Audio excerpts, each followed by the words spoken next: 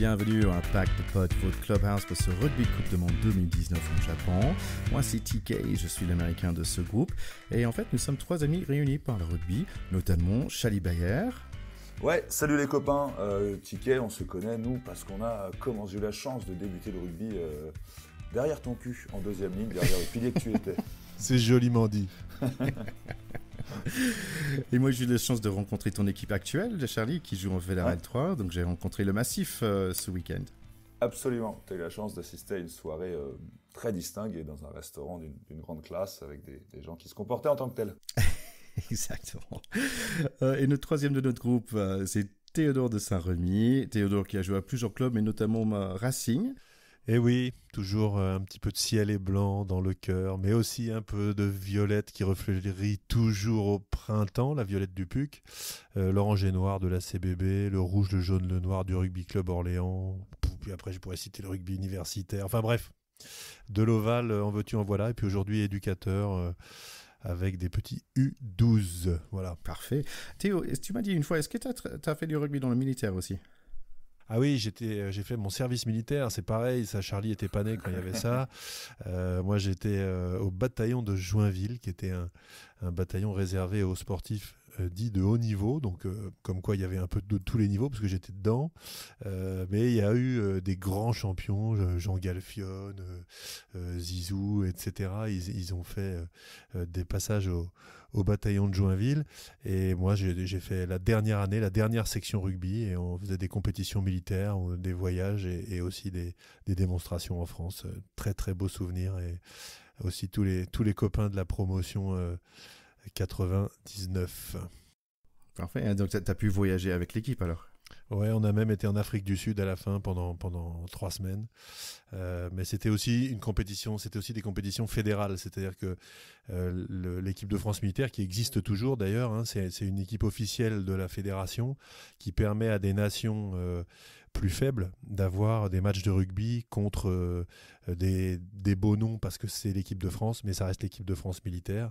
Et donc effectivement, pour que la France puisse jouer contre la Pologne, la République tchèque ou je sais pas quoi, évidemment on peut pas se permettre d'envoyer la grosse équipe. Donc c'était aussi ça la philosophie de ces équipes-là. Oui, merci Théo. Donc, je pense qu'on va parler de l'Afrique du Sud plus tard, ça c'est sûr.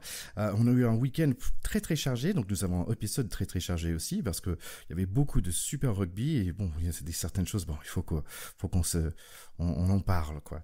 Après, Charlie et moi, on a pu faire le Paris Podcast Festival, qui était vraiment un moment fantastique. Donc, nous allons essayer de vous faire un épisode de bonus par rapport à ça, rapidement, pour vous expliquer un petit peu qu'est-ce qu'on a appris, qui on a rencontré pendant cette Paris Podcast Festival. C'était vraiment un super moment d'échange.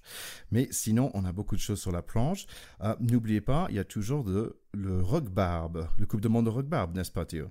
Mais alors bien sûr, cette Coupe du Monde qui se déroule, elle, non pas au Japon, mais sur la page Facebook de notre partenaire, de nos copains de Big Moustache.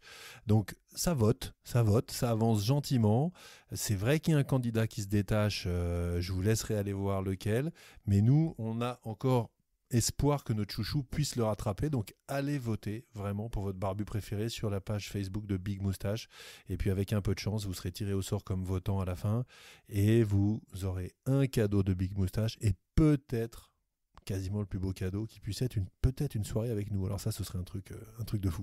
Formidable. En tant que barbu de notre groupe, en fait, j'ai fait un peu d'analyse de chaque barbe. Cet épisode, comme on a 4 matchs, on en parlait. Bon, je pense que c'est pas le bon moment. Peut-être l'épisode prochain, je vous démontre mon analyse de barbétique, on peut dire, je sais pas. Ouais, ou barbalistique.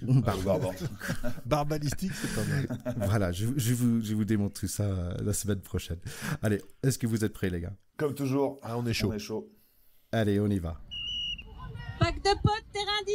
Bon, on a beaucoup de rugby ce week-end, notamment 2 super matchs de samedi. Nous avons commencé par un Angleterre contre l'Australie, et nous avons vu vraiment une équipe qui menait de début jusqu'à la fin avec l'Angleterre. L'Angleterre a marqué rapidement 2 essais par Johnny May dans les 18 et 21 minutes, et après l'Australie a pu montrer qu'ils avaient droit d'être là. Au début de deuxième mi-temps, ils sont revenus 17-16 jusqu'à le pilier anglais Kyle Sinclair. C'est pas le chanteur Bob Sinclair, c'est un autre Sinclair qui a pu marquer un essai à la 46e 10 minutes. Et là, l'Angleterre a vraiment... Owen Farrell, par exemple, je pense qu'il était parfait avec son pied. Aujourd'hui, 8 sur 8, il me semble. Il a marqué quand même 9 points par la suite. L'Angleterre qui a vraiment écrasé l'Australie à la fin de ce match, 40-16. Ouais, alors globalement, hein, sur ce truc, c'est marrant, mais il y a certaines nations qui, pendant les matchs de poule, c'est l'idée que je me suis fait un peu là, en cette journée du samedi, il y a des nations qui, pendant les matchs de poule, ont des matchs de phase finale. Hein, nous, avec l'Argentine, il y a eu le Japon là, avec son match contre l'Écosse, qui sont des matchs de phase finale dans les matchs de poule. Bah, il y a des équipes, on a l'impression qu'elles sont encore en match de poule dans leur match de phase finale, parce qu'on est en quart de finale, donc l'étau se resserre théoriquement, et l'Angleterre, elle était encore en balade, quoi. C'était roue libre. Alors, roue libre total, ouais. Mais après, c'est beau à voir, hein, et clairement, c'est une équipe qui est belle à voir jouer, que on pourrait voir arriver jusqu'au bout. Mais ouais, c'est impressionnant de voir à ce niveau de la compétition que les Australiens, et encore, ils ont un peu respiré, ils se sont réveillés en deuxième mi-temps. Enfin, il y avait une équipe clairement au-dessus de l'autre, quoi. Il y avait une différence de niveau vraiment trop flagrante, quoi. Ouais, t'as parlé, Thierry, de l'essai de Sinclair, qui est effectivement en début de deuxième mi-temps, à 17-16, au moment où on pourrait croire que le score, effectivement, donne une physionomie de match très disputé, alors qu'on a le sentiment déjà à ce moment-là que l'Angleterre est au-dessus. Et cet essai-là, il est magnifique. C'est-à-dire que la passe d'Owen Farrell, vraiment sur la ligne de défense, qui donne la balle à Sinclair, qui arrive dans un intervalle lancé, mais la passe, elle est chirurgicale. Franchement, c'est à regarder dans les écoles de rugby. Et derrière, faire cette passe-là, il faut quand même comprendre, hein, que c'est hyper risqué, parce que tu es à -1, et en fait, c'est quand même des passes à interception, quoi. Mais Oui. sauf qu'il est tellement sûr de lui sur son geste, et il est tellement sûr sur le timing de son pilier, qui arrive dans le bon intervalle, etc., qu'il y va, il ose, et boum, et clairement le match bascule. Alors que c'est vrai que sur toute la fin de la première mi-temps, ils avaient un peu écrasé les Australiens, qui s'étaient très très bien défendus dans les 20 premières minutes, hein, parce qu'ils marquent un premier essai à la 18e par Johnny May, qui est un essai sublime là aussi, où il y a 10 ou 12 temps de jeu, ça parcourt tout le terrain, il y a tout le monde touche le ballon, et tu as Johnny May à la fin qui va marquer à gauche avec des cannes de feu, mais pendant les 15-17 premières minutes, les Australiens, ils leur sont rentrés dedans, mais quelque chose de costaud quand même, hein. Je ne sais pas si vous avez vu la même chose que moi, mais moi je me suis dit, donc, parce que j'avais entendu les commentaires avant le match, le journaliste qui disait oui, les Australiens ils sont remontés à bloc parce qu'ils trouvent que les Anglais sont arrogants, etc. Ben, ça s'est senti quand même, hein. Par contre, les Anglais ils ont fait le dos, ils n'ont pas plié, et on voit bien, hein, comme les Sudaf qui avaient essayé de battre les Blacks en leur rentrant dedans, les agressant physiquement pendant les matchs de poule, et ben, quand tu fais des grosses périodes de domination face à une grosse équipe et que tu marques pas, en fait, c'est vraiment l'autre équipe qui engrange la confiance, quoi. C'est-à-dire qu'ils te disent mais vas-y Coco, vas-y, tant que tu veux, tu ne marqueras pas, quoi. Et je trouve que c'est vraiment le sentiment qu'on a eu avec les Anglais face aux Australiens. Et après, ils ont passé la 5e et effectivement, il n'y avait plus de match, quoi. Alors que les Australiens, c'est quand même pas non plus une équipe de cadets, hein. Oui, c'est pas les mini-poussins. Mais juste une petite précision, moi, sur le fameux essai de Sinclair, là, c'est marrant parce que tu dis, tu parles de la force de Farrell dessus. Non seulement il est dans le bon timing avec lui, mais quand tu dis il arrive lancé, je pense qu'il n'arrive pas à lancer exactement comme les mecs avec lesquels Farrell a l'habitude de jouer dans ce genre de timing de jeu. Et c'est beau d'avoir su, que ce soit un pilier qui arrive là. Ouais, exactement. Ouais. Et après, sa course m'a bien fait marrer aussi. Et puis, tu as cette équipe qui a aussi ce qu'ont souvent les grandes équipes de rugby modernes, c'est cette capacité à exploiter les turnovers et à avoir un opportunisme extrême sur les situations où l'équipe adverse lâche un ballon, quoi. C'est-à-dire que derrière, en plus, il y a une interception en fin de match par Watson. Enfin, ils leur ont un peu tout fait, quoi. Voilà, ils ont fait un petit peu tous les registres. Alors, si je peux faire comment j'expliquerai ce match à l'Américain qui ne connaît pas très bien le rugby, je dirais que c'est comme regarder Michael Jordan jouer au basket pendant qu'il était vraiment très très bon. Parce toi, tu es un mec de North Carolina en plus. Voilà, donc en fait, j'étais à Chapel Hill, North Carolina, c'est là où il a joué à l'université. C'était vraiment Michael Jordanville. Tout le monde adorait ce joueur. Et une fois, je suis arrivé à 15 ans, je voulais voir qu'est-ce que ça donne vraiment. J'ai regardé un match avec lui et je dis, à la fin, ouais, c'était bien, mais en fait, pour lui, c'était tellement facile. À la fin, il avait 39 ou 42 points, quelque chose comme ça, mais tu n'avais pas l'impression que c'était difficile pour lui. Et je pense que l'Angleterre, c'est vraiment un peu la même chose. Il vient de battre l'Australie, vraiment assez facilement quand même. Ouais, c'est le sentiment qu'on a. Il se dégage sur la fin de match, en tout cas, un souvenir de facilité. je trouve que sur le début, rendant hommage aux Australiens, ils ont pas triché. Après, voilà, ils sont tombés sur plus fort, c'est clair. Ouais, je pense aussi. Après, c'est vrai qu'on aime bien porter un regard un peu humain ou sur les humains qui font ce jeu. Et moi, je voudrais juste mettre en lumière, bon, il a déjà été avant moi par d'autres, mais le 10 de l'Australie, là, Léa Lifano, juste pour son histoire qui est absolument incroyable. Il y a 3 ans, le mec, on lui diagnostique un cancer. Et aujourd'hui, il est en quart de finale de la Coupe du Monde de rugby, quoi. C'est assez incroyable son histoire. Je trouvais ça joli. Et voilà, ça m'a un peu touché. C'était un peu bon, malheureusement, c'est un quart de finale il verra pas plus loin, mais c'est une belle histoire, quoi. Voilà. Ouais, mais il est là, quoi. T'as des comebacks comme ça, c'est vrai que c'est toujours émouvant de se dire que le mec est passé par toutes les couleurs de l'arc-en-ciel et qu'à la fin, il revient sur des matchs de rêve. Voilà, il doit se passer beaucoup de choses dans sa tête. Ouais. Ah, exactement. Une chose qu'on peut dire, c'est que quand même Théo, il nous a dit il voulait absolument voir Angleterre contre Nouvelle-Zélande. Bonne nouvelle pour toi, Théo. ça va être exactement comme tu souhaites. La solution. Ce deuxième match alors, donc Nouvelle-Zélande contre Irlande. Nouvelle-Zélande 46, Irlande 14. En fait, je dirais, on peut les compter vraiment comme dans un match de folklore. C'était 7 essais contre 2. Ouais, c'est ça. C'était un peu un festival d'un côté et un réveil trop tardif pour être inquiétant de l'autre.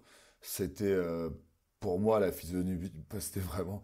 Quand j'en parlais aux potes, tu sais, t'avais vraiment cette impression d'un mec qui se fait péter la gueule et qui est au sol, qui est en sang, et l'autre il continue à mettre des patates, et tu te dis mais arrête, tu vois bien qu'il bouge plus, quoi. C'est fini, il n'y a plus rien. Et là, on avait vraiment cette impression en regardant ce match, mais enfin c'est triste, quoi. C'est un peu voilà, quand il y a une équipe qui s'amusait et l'autre, tu te disais, enfin quand t'es joueur sur le terrain et que tu te fais balader comme ça, t'as un peu hâte que les 80 minutes soient passées, quoi. C'est un peu le match de tous les superlatifs, c'est-à-dire qu'on a du mal à commenter tellement c'est impressionnant, tellement c'est à sens unique, en dépit là aussi d'une prestation honorable des Irlandais, qui pris un par un, Johnny Sexton qui n'a pas un gros physique, il te fait un match encore en défense, dans l'engagement extraordinaire. Le deuxième ligne, Anderson, lui on en reparlera, je l'avais repéré au tournoi l'année dernière déjà, c'est vraiment un super joueur, il s'est pas échappé. O'Mahony qui est là aussi, franchement il leur marche dessus, et en face il y a du lourd, quoi. C'est-à-dire qu'ils ont une capacité quand même à te foutre 34-0 à la 47e. 34-0, faut avoir joué au rugby pour se rendre compte ce que c'est que d'être mené 34-0. Tu vois pas le jour. Et puis ils te passent toute la panoplie, quoi. C'est-à-dire que du pick and go, un coup, des ballons portés, après je te la joue un petit jeu au pied chirurgical, après on va faire un jeu de passe, tout ça à 3000 à l'heure, voilà, avec en plus les petites anecdotes qu'on aime bien, mais Boden Barrett qui fait la passe à Jordi Barrett, essai, les mecs en phase finale de Coupe du Monde, il fait une passe à son frangin qui marque. C'est où ça s'arrête. Et puis sans parler du match que fait Scott Barrett qui était remplaçant au coup d'envoi, c'est-à-dire qu'ils ont remis le gros attelage rétalique, comment il s'appelle l'autre deuxième, Whitelock. Des mois à Whitelock, et t'as Scott Barrett qui rentre, il est encore meilleur que les deux autres. Il fait une mi-temps, il touche 20 ballons, il te prend des renvois dans tous les sens. Enfin, les mecs, ils sont énormes. Donc, effectivement, moi, je vous laisse cette demi, on va la voir. Mais là, les gars, arrêtez tout samedi à 10h. Même les gens qui n'aimaient pas le rugby, dites à vos copains, ceux qui aiment le rugby, dites-leur. Là, faut voir ce match. Tu as 2 équipes au sommet de leur art qui n'ont aucun point faible. Donc, ça va être dingue. Ça va être dingue. Ceux qui ne seront pas devant leur télé, ils entendront je pense que d'ici, tu vas entendre le choc que ça va faire. Je savais, Théo, que tu serais content de parler de ton Jordi, finalement. Ah bah Jordi, on voulait. Alors c'est vrai que nous, Jordi, pour les Français, c'est un nom un peu ridicule. On a un petit souvenir. Je vais refaire la vanne, Charlie, t'étais pas né, mais il y avait une musique que t'aimais peut-être bien, Thierry, comme moi. C'était dur d'être un bébé. C'est vrai que Jordi, pour nous, c'est ça. C'est dur d'être un bébé. Là, justement, j'avais son âge, moi. Ouais, c'est dur de prendre un grand bébé dans la gueule, en fait, avec eux, parce que c'est ça. Il joue derrière, mais il fait 1m95, un truc comme ça. On parle en chanson. Charlie, on a noté une chanson pendant le haka. Ah ouais, bon bah alors c'est avec une suite des événements différents, ça aurait été. Mais c'est vrai que nous, dès le début, devant le match, on était enthousiasmés par les supporters irlandais mondialement connus pour être géniaux, quoi, tout simplement. Il y a souvent ce débat avec le haka, tu sais pas quoi faire, donc c'est une équipe qui regarde une autre équipe leur hurler à la gueule pendant 1 minute. Et là, il y a eu une réponse des fans irlandais, au lieu d'avoir une réponse d'une équipe, il y a eu les fans qui ont chanté The Fields of Hunton-Rye. C'était assez, on a mis du temps à la reconnaître, la chanson, parce que le haka, ils hurlaient pas mal. Mais je trouvais que c'était une belle réponse, quoi, comme ça, c'était pas un manque de respect, c'est vraiment, voilà, quoi. Pendant que les All Blacks le rollent dessus, bah, t'as tout un stade qui dit à son équipe, les gars, on est avec vous, quoi. Et je trouvais ça vraiment beau. Je suis pas sûr si les Anglais, tu penses que les Anglais, la semaine prochaine, on va entendre Swing Low Sweet Chariot pendant le Ah, il y a haka? bien sûr, des chambreurs comme ils sont, vu comment, Oui, ils vont essayer, ils vont tenter un truc. Ah ouais, c'est sûr qu'ils vont la faire. Ils l'avaient déjà fait à Murrayfield la dernière fois qu'ils ont accueilli les Blacks. C'est vrai que moi, j'ai toujours un peu mal à mon rugby, comme dit l'autre, quand j'entends les Britanniques chanter dans les stades, parce que les Français là-dessus, on est tellement mauvais, mais c'est horrible. Ouais. On sait dire que faire la Ola et aller les Bleus. C'est ça. Bon, encore quand il y a une Marseillaise, c'est sympa, quoi. Ça prouve quand même que c'est eux qui les ont inventés, quoi. Une fois, Théo, tu m'as dit quelque chose par rapport à la haka où tu n'étais pas grand fan, en fait. C'est surtout l'évolution du haka qui me plaît pas. Je trouve que le haka, c'est un truc très beau dans l'idée, parce que d'abord, c'est un hommage au peuple, au peuple entre guillemets premier, mélanésien, etc., qui constituent beaucoup de ces équipes, donc c'est une tradition et c'est un moment qui rend visible ces traditions-là. Donc je trouve ça beau, et dans les années 80, encore 90, le haka avait quelque chose d'assez naturel, d'assez spontané. Maintenant, je trouve que c'est devenu un objet marketing. Je trouve que les mecs en rajoutent. Il y a eu l'histoire du Opongo où à un moment c'était vas-y, je te tranche la gorge à la fin. Tout ça fait que c'est un truc qui est devenu, je trouve, too much. Je trouve trimballe une image d'absence de contrôle, de transe, qui fait pas bon ménage avec un sport brutal où on essaye quand même de dire qu'on doit se contrôler pour pas bousiller la santé des joueurs en face. Et donc tout ça me gêne, et je trouve que ça évolue pas dans le bon sens. Donc finalement, qu'ils se fassent chanter dessus par des Irlandais, des Gallois ou des Anglais, ça me va très bien. Chacun sa manière de s'exprimer, mais c'est vrai que non, plus ça va, plus ça me déplaît. Bon, c'est vrai que c'était un match un peu difficile à voir, surtout à la fin. On se sentait mal pour cette équipe d'Irlande. Moi, je vais vous apprendre un mot en anglais, hein, si je peux. Pour moi, c'est scrappy. Donc, en fait, ils sont assez scrappy. Scrappy, c'est comme le petit chien qui aboie beaucoup, qui ont vraiment envie de faire quelque chose. Mais en fait, là, il était en face des Doberman, en fait. Donc, il ne pouvait rien faire. C'est ça. Je ne sais pas si vous avez noté la combine qu'ils font en fait sur mêlée où c'est eux qui attaquent. Ils mettent Savea en 8 parce qu'il est pas mal plus rapide que Kieran Reid et ça marche d'ailleurs, c'est-à-dire qu'il part, lui il va défier très fort sur le premier avec vraiment de la vitesse, et ensuite Kieran Reid il prend de l'élan, il arrive, il en remet une deuxième couche. Putain, mais t'es en défense en face, tu prends un double lame, Savea et Kieran Reid dans la gueule, avec le premier qui arrive qui part sur sa vitesse et le deuxième qui arrive lancé comme un obus. C'est quand même brutal, quoi. En fait, on avait noté aussi que en fait, dans les rucks, il y avait toujours un seul Nouveau-Zélandais qui a essayé de chercher la balle, et après il y a trois Irlandais qui arrivent dessus. En fait, ça fait 4 Irlandais qui sont occupés par un seul nouveau Z. Donc c'est pour ça que leur défense est tellement solide aussi. Et puis ils te sortent, Aaron Smith, je le connaissais pas beaucoup comme joueur, c'est vrai, leur demi de mêlée, là je l'ai un peu découvert sur cette Coupe du Monde. Bon, c'est pas une star des All Blacks, c'est un bon demi de mêlée, c'est le monsieur plus du jour, il te marque 2 essais tranquille. Enfin bon, ils ont toujours c'est un éternel recommencement dans leur réservoir de joueurs et dans leur qualité. Donc on peut que leur tirer notre chapeau. C'est vraiment. Moi, je pense qu'on peut dire que ça frôle la perfection là avec Nouvelle-Zélande. Ah oui, oui. Enfin, ça le frôle.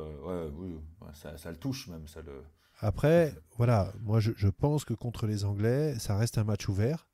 Ils vont pas du tout marcher sur les Anglais comme ils ont marché sur les Irlandais, parce que les Anglais sont beaucoup plus forts. Voilà. Et ils arrivent à maturité, c'est leur projet, et eux, ils ont coché ce match-là aussi depuis des mois, des années. Donc, pour moi, ça reste très très ouvert comme demi-finale. Je pense que ça va être disputé et je serais hyper surpris qu'il y ait un gros écart entre les deux équipes. Donc, c'est difficile de donner un vainqueur.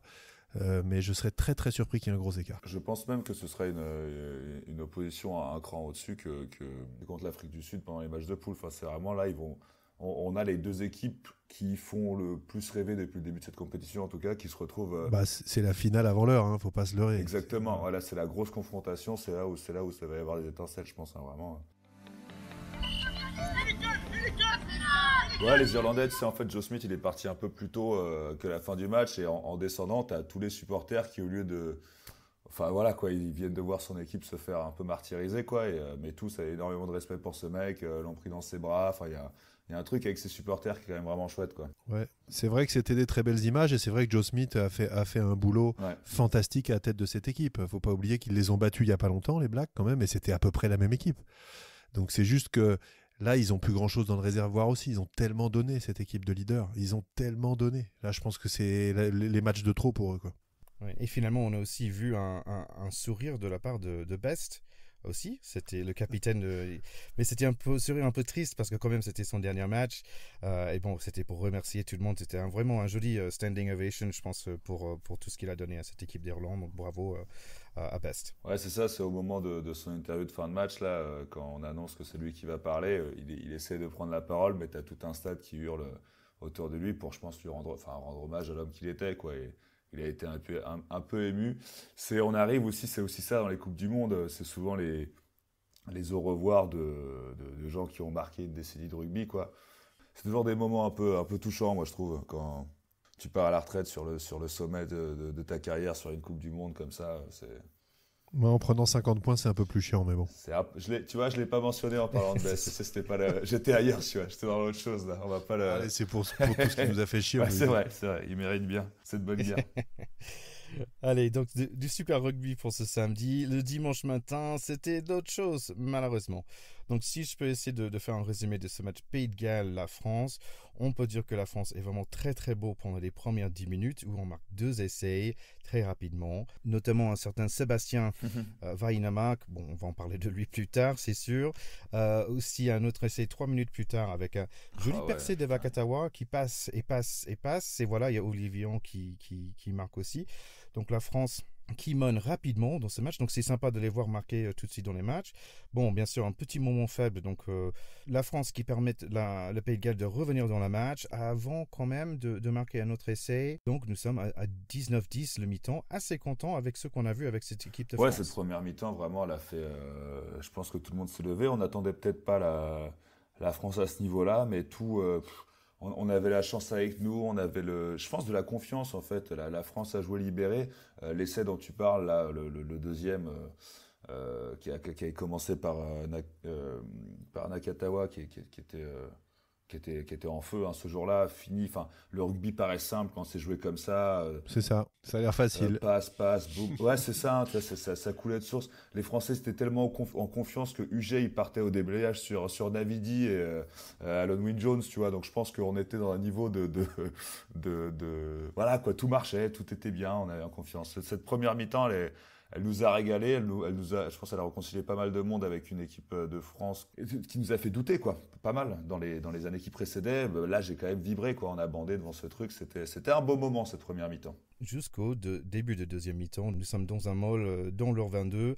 Ça progresse pour les Français. Malheureusement, Sébastien Vainama mis un grand coup de coude dans le visage d'un Gallois. Carton rouge direct et la France essaie de faire le meilleur qu'ils peuvent. La France est sous le choc. Carton rouge tout à fait justifié. Le mec a pété un câble, hein, clairement. Le pire, c'est qu'il fait un petit regard, je sais pas si vous avez vu la vidéo, mais il fait un petit regard alentour. C'est incompréhensible. Il est en train de l'étrangler, il repasse son coude devant. Il regarde autour de lui, mais comme on est en fédéral, quoi, tu vois, genre regarde si l'arbitre n'est pas là, et il met son coup de coude, sauf qu'il y a pas l'arbitre peut-être dans son champ de vision, mais il y a toutes les caméras du monde. Donc c'est vraiment, ouais, c'est un décrochage, quoi, c'est un décrochage mental. Je sais pas c'est dur aussi de le juger sur, je sais pas, je pense que c'est un sport qui demande tellement d'engagement, de violence contenue quelque part, et de nervosité que bon, nous amateurs, ça nous est tous arrivé hein, sur un terrain. En fait, ça c'était une question que j'avais pour vous. En fait, est-ce que Théo ou Charlie, est-ce que vous avez déjà été, on va dire, est-ce que vous avez déjà subi ce genre d'action ou est-ce que vous avez déjà fait une action pareille? Oui, mais alors, c'est effectivement des choses que n'importe quel joueur qui a joué devant et qui a vécu des matchs disputés avec de la tension peut comprendre. Voilà. Donc moi, évidemment, ça m'est arrivé. J'étais pas du tout au niveau de Sébastien Vermaina, mais J'ai pris des cartons rouges moi-même, j'étais un peu abruti parfois sur le terrain, donc c'est quelque chose qu'on peut forcément excuser quand on se met à la place du joueur. Et il faut bien, je trouve, et c'est là où je suis pas complètement client du déferlement qu'il y a eu à ce propos.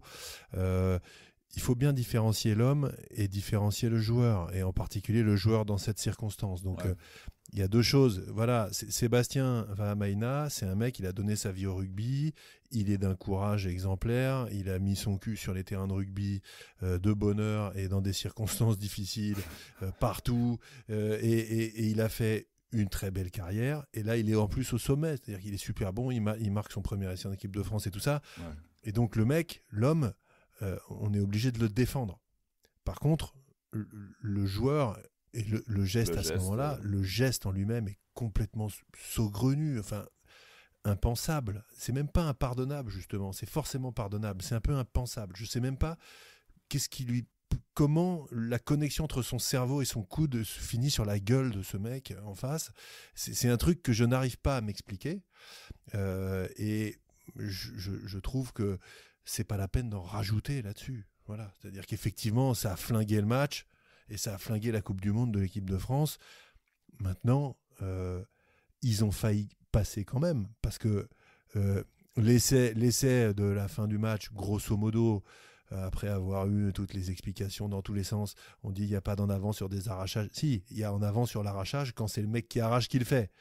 Et là, il y a un tout petit en avant de 30 cm, mais ça reste anecdotique. Et pour moi, pour peut-être soulager la conscience de Vahamaina, qui a annoncé entre-temps sa retraite, il dit que c'était une décision qui datait d'avant la Coupe du Monde, j'en doute un peu, et sincèrement, j'espère qu'il reviendra sur cette décision, parce que je pense que c'est un joueur qui va avoir envie de se faire pardonner, et avec un peu de chance, toutes ces épreuves-là, c'est des choses qui vont le faire grandir. Mais c'est vrai qu'on paye ça très très cher, mais il ne faut quand même pas oublier qu'à la mi-temps, on mène que 19-10, on doit mener 26-10. Voilà, parce qu'on laisse pas mal de points en route. Moi, le premier essai et la pénalité qui sont sur le poteau, on prenait un petit déj avec des potes devant le match, j'ai dit, si on perd de moins de 5 points, on pourra venir chouiner sur ça. Et moi, je suis désolé, parce que Ntamak, ça va être un grand joueur, mais là, on voit que ça ne l'est pas encore.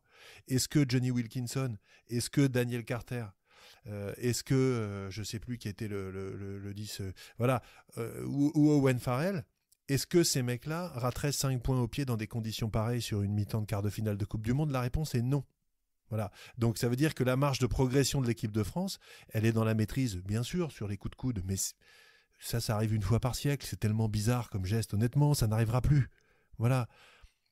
Mais par contre, on n'a pas le droit de rater, de foutre des points faciles sur les poteaux en quart de finale de la Coupe du Monde. Moi, je trouve que sur le début de match, quand tu mets ton tempo, que tu y arrives, que tu marques et que tu viens pas enfoncer le clou avec les transformations, putain, mais là, tu mets le doute. Oui, c'est dire. Bon, après charger le buteur, c'est compliqué quand même. Mais ce que je veux dire, c'est que pour moi, c'est un peu dans la même veine, dans le sens de maturité de l'équipe. C'est-à-dire qu'on a des joueurs brillants, on a des pépites, quoi, si tu veux.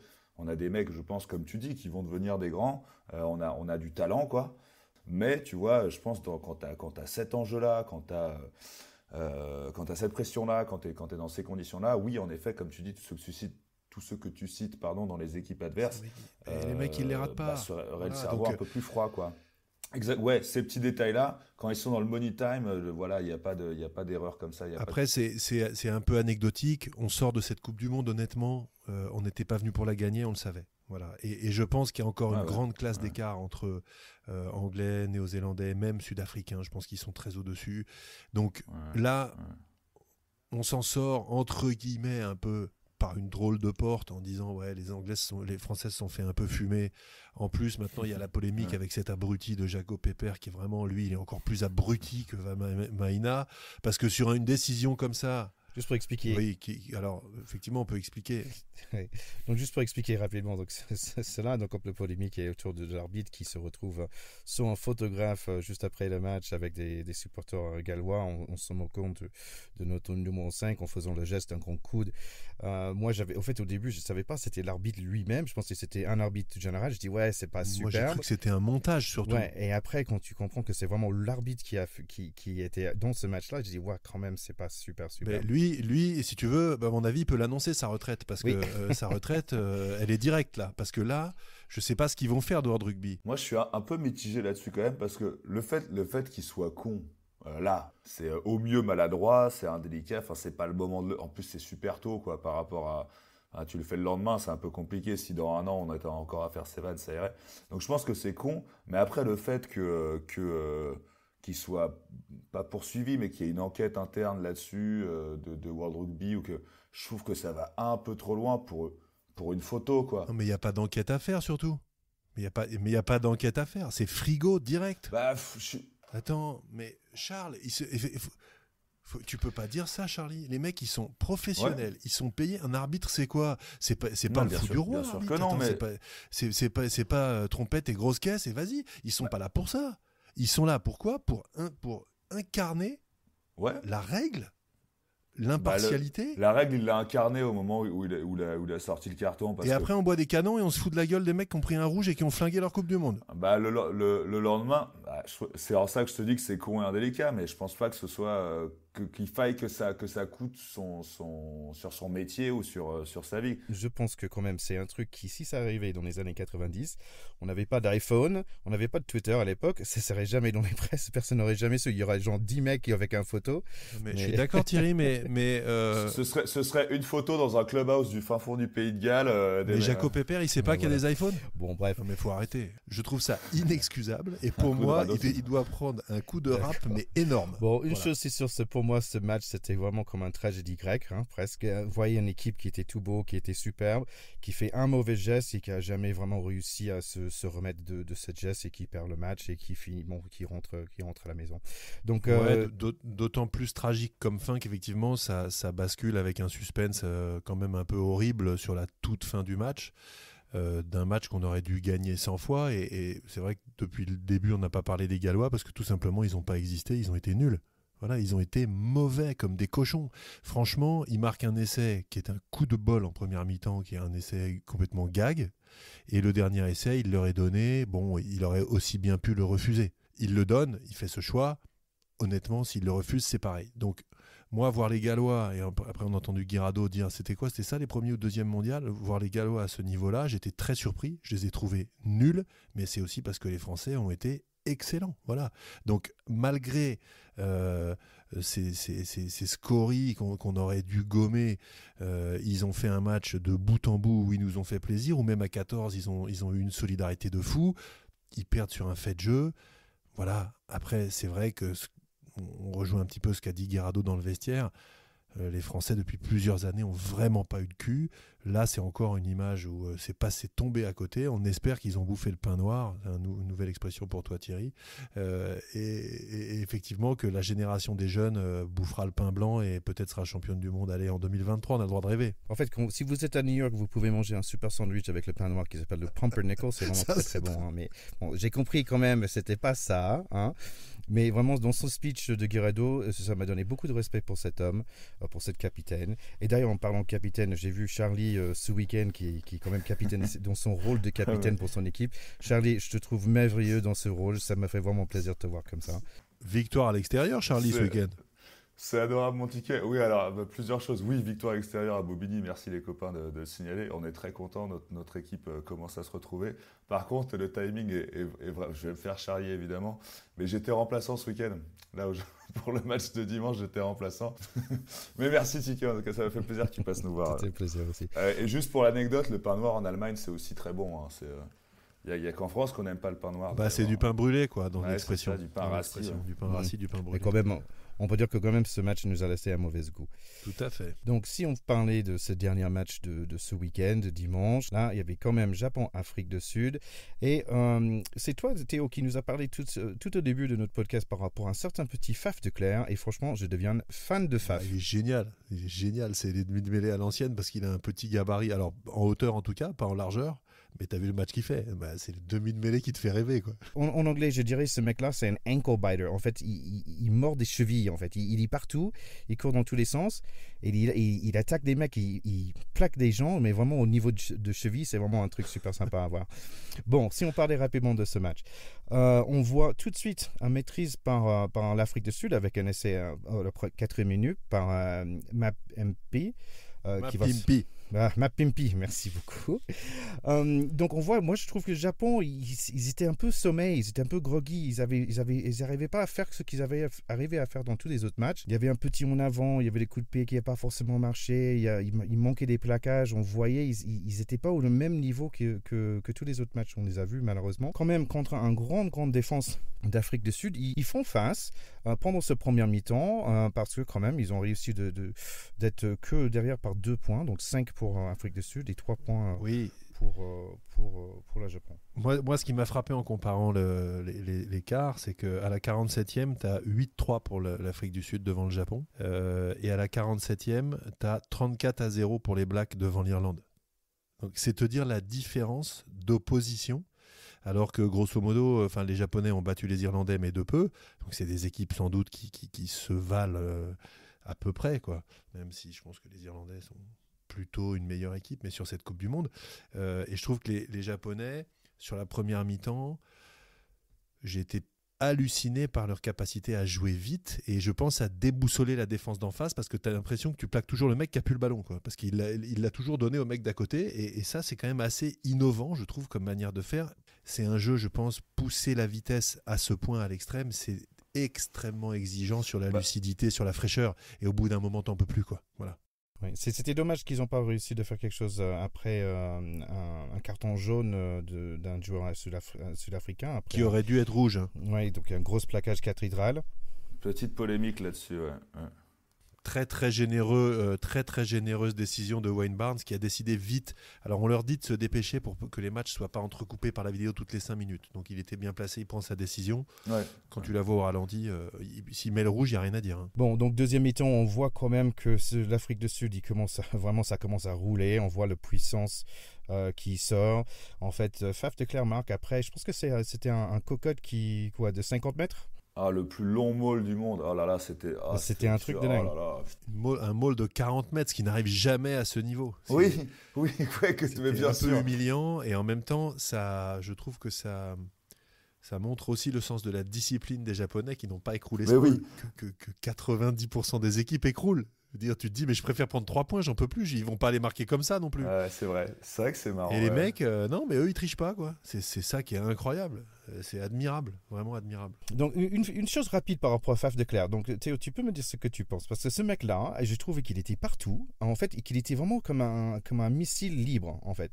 Et je me posais la question, est-ce que tu penses que le coach de Sudaf a dit, ok, tous les autres, vous avez un endroit, il faut y être, vous avez une mission, vous avez une position, il faut le garder, mais Faf de Clerc, on laisse faire comme il veut et il plaque tout le monde.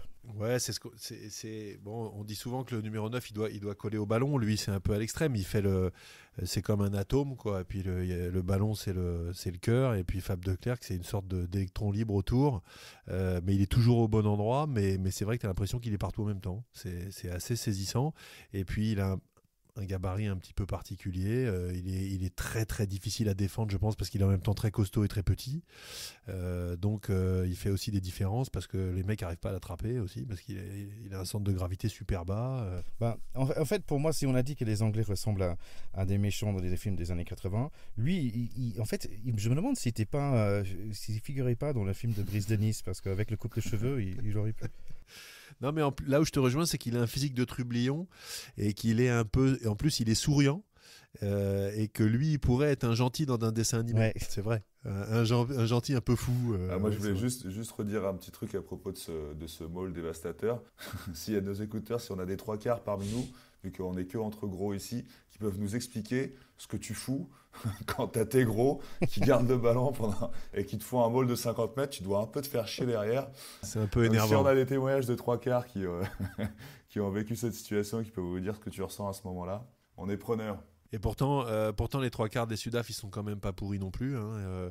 Moi, j'ai été très impressionné par la performance du 12, la de Allende, qui doit être, je rappelle que c'est le transfuge argentin qui justifie le fait qu'il n'y ait pas de Sudaf dans l'équipe d'Argentine. Théo, là tu rigolais beaucoup par rapport à il y a toujours un Sudaf dans toutes les autres équipes, mais moi peut-être il y a des Français dans l'équipe de Sudaf. Il y a un Leroux, il y a un Malherbe et il y a un autre. Et un Dutoit. Mais tu sais d'où ça vient tout ça quand même. C'est évidemment c'est l'émigration des Huguenots au XVIIe, quand il y a eu les guerres de religion en France, etc. C'est de l'émigration protestante et c'est pour ça qu'il y a plein de noms, des Durand, des Dupont, des Dubois, des Dutoit, des Leroux et compagnie qui sont en Afrique du Sud. Mais comme tu dis, les États-Unis, on n'était pas encore nés. Ouais, vous étiez en process. Vous étiez en cours de process. Ça c'est joli ça. Ouais. Allez, donc on voit Afrique du Sud vraiment qui monte en puissance aussi. Donc ça va être fou. Contre le Pays de Galles, vous pensez qu'est-ce que ça va donner comme match? Les Gallois sur leur premier match, bon, même si c'était pas avec une opposition très féroce en face, les Gallois quand ils ont emballé, quand ils étaient à l'aise et quand ils jouaient serein, ils ont quand même montré déjà des belles choses, je trouve, dans cette compétition. Donc si ils se remettent bien, si ça leur a servi un peu de fesser le non-jeu qu'ils ont eu contre nous, et qu'ils se réveillent et qu'ils se mettent à jouer comme ils ont joué jusqu'au match contre nous, je pense que ce sera moins une curée que Théo voudrait bien nous le laisser croire. Non, moi curée, je sais pas. Je pense que ça va quand même dépendre de qui ils ont, parce que c'est une équipe qui n'a pas un très gros banc. Je sais pas, est-ce que si Navidi joue pas par exemple, Navidi c'est vraiment un régulateur chez eux, s'il est pas là, ça va les faire douter. Par contre, voilà, c'est toujours comme ça dans les matchs, dans les compétitions à matchs successifs comme ça. Quand tu prends un peu trop la confiance, parfois tu tombes de haut. Là, ce qui est sûr, c'est que la semaine avec Gatland, ça va pas être une semaine marrante et que la confiance, ils en auront pas en excès. Donc c'est peut-être leur planche de salut, de se dire on va se faire exploser par les Sudaf si on ne réagit pas, et donc de réagir. Voilà, moi je vois quand même le Sudaf passer. Voilà, mais je peux me tromper, et de toute façon c'est l'autre demi-finale qui me fait vibrer.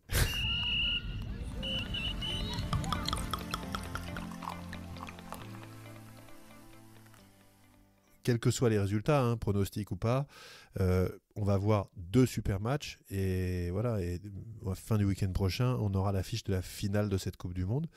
Donc, on aura encore plein de choses à dire et un beau pronostic au moins à faire. C'est vrai. Donc, une chose importante, c'est de revenir la semaine prochaine pour notre prochain épisode. Évidemment. Entre-temps, et n'oubliez pas d'aller sur Big Moustache sur Facebook pour voter pour le meilleur barbe. Je pense que la semaine prochaine, on aura un peu plus de temps. Je peux peut-être aller en détail par rapport à ces barbes. Tout à fait. On n'a pas abusé, on n'en a pas trop parlé cette semaine. Une chose, les gars, j'ai oublié de vous dire, mais j'étais dans le train pour revenir chez moi de Paris, après le Paris Podcast Festival, et comme j'ai pensé que vous seriez super triste par rapport à ce match, j'ai écrit presque 4 pages de blagues sur Faf. J'ai pas dit qu'ils étaient bons. C'est des blagues de papa, je suis un papa quand même, donc je peux faire des blagues nulles, dad jokes si vous voulez. Donc j'ai écrit des Faf jokes. Je me donne une bonne semaine pour voir si la mayonnaise prend à ce niveau-là, mais peut-être la semaine prochaine, je vous aurai droit à quelques blagues de Faf. Tu vas passer ta semaine à essayer tes blagues sur tout le monde autour de toi. ça va être une pénibilité. Ouais, non. Mais les enfants, ils ont bien aimé, ma femme un peu moins. Ah bon. Bon, les gars, c'est toujours un grand plaisir de vous parler. Merci à tous nos auditeurs d'être avec nous. Vous êtes presque plus de 1000 par épisode, donc vraiment merci d'être avec nous et de partager et de revenir vers nous avec vos questions. Donc, ça peut être packdepotes@gmail.com, ça peut être sur le Facebook. Donc, si vous êtes sur le Facebook, vous parlez avec Théo. Si vous êtes sur Twitter, vous parlez avec Charlie. Et si vous êtes sur Instagram, vous parlez avec moi. Vous choisissez. Voilà. Ou tous les trois. Et si merde, vous voulez. ça va devenir un concours. On va tous gagner, Charlie. On va tous gagner ensemble. Il n'y a que des gagnants. Allez les gars, c'était un grand plaisir cette semaine comme toujours. Bah pareil, un vrai régal, merci les copains. Oui, pareil. Plus ça va, plus on aime se parler. Donc, c'est vrai. C'est bien. Allez, ciao les gars, bye bye. Ciao les copains. Ciao. Et merci à Manu Rodier pour la super musique.